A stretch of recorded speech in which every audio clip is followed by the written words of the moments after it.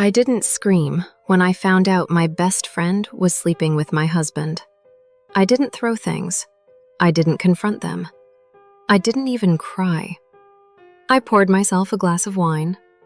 I sat on the edge of the bed and started planning. Because when betrayal comes from two people you trust most, anger has a price, and silence is profitable. Emily had been in my life for 12 years. We met in college. We survived bad breakups together. She held my hand when my father passed away. She was the maid of honor at my wedding. I trusted her with everything. My secrets, my insecurities, my marriage. She used to joke that my husband, Daniel, was the only good man left. I used to laugh. Now I realize she was studying him. It started subtly.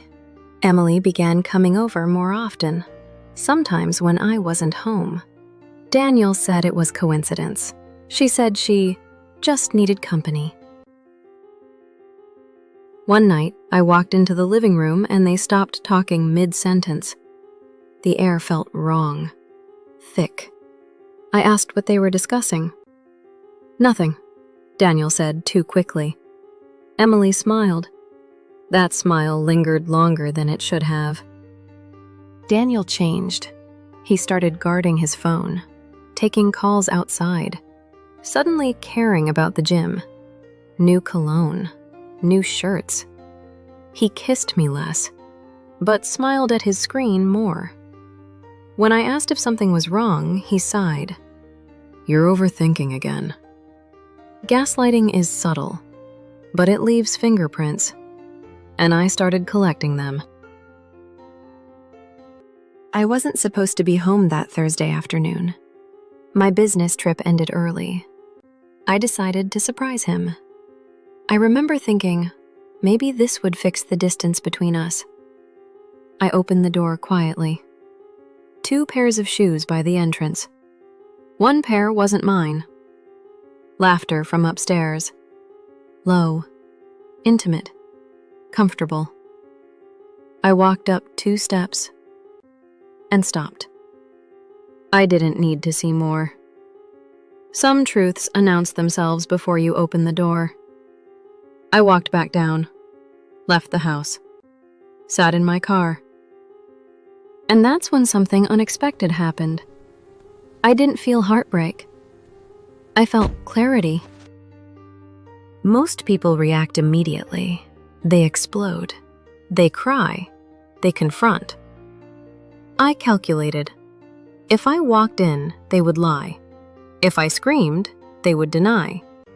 If I cried, they would minimize. So I gave them the greatest gift possible. Time. Time to feel safe. Time to get careless.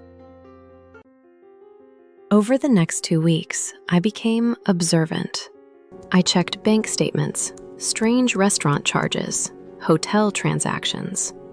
I reviewed our home security system.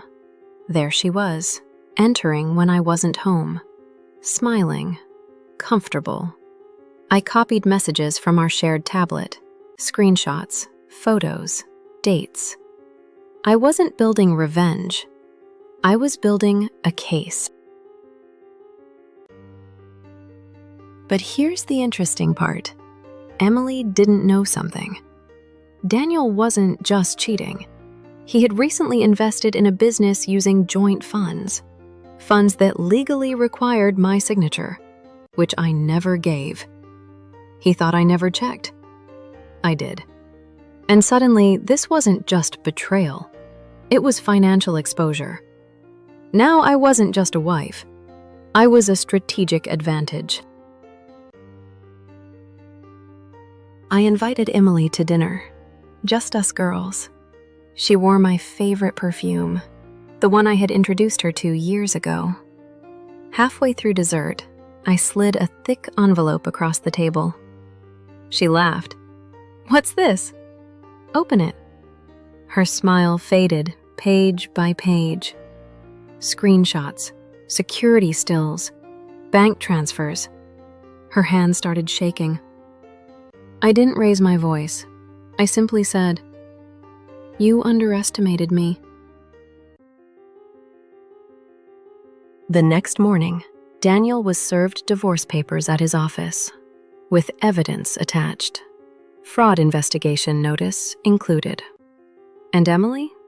Her fiancé received the same envelope I gave her, with a handwritten note. "You deserve the truth." By the end of the week, Daniel had moved out. Emily lost her engagement. And I? I kept the house, the assets, and my dignity.